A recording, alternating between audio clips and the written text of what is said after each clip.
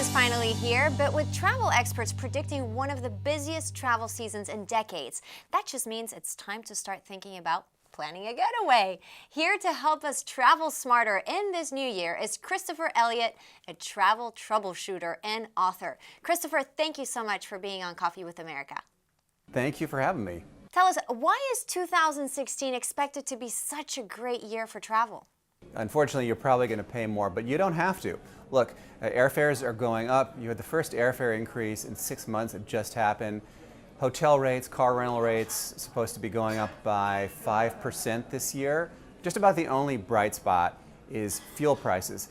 They're expected to remain around $2 a gallon, and then around Memorial Day, guess what? They're going to be headed higher as well. So what this means is that you really need to monitor travel prices a lot closer than you have in years past. If you see something that looks like a bargain, something that you can afford, buy now because prices are not going to go down.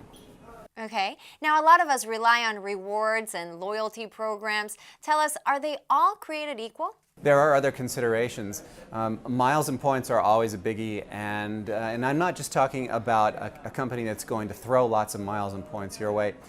You know, you want to do business with a company that's going to be loyal to you. And what do I mean by that? Well, when I checked in here at the Holiday Inn, they handed me one of these. Now, I'm a member of their loyalty program. This was an invitation, and it was for an appreciation breakfast for its IHG Rewards Club members, of which I'm a member.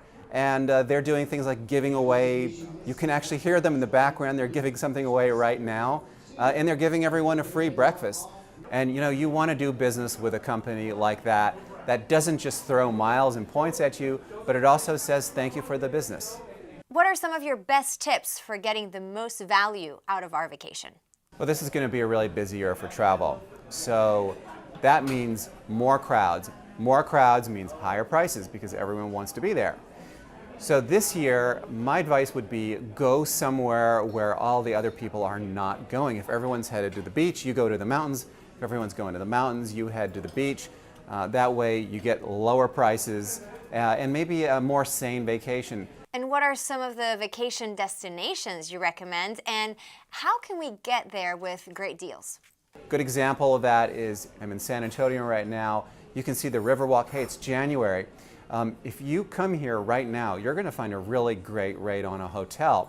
If you come here during the summer, maybe not, because everyone comes here during the summer. That's what I mean by zigging instead of zagging.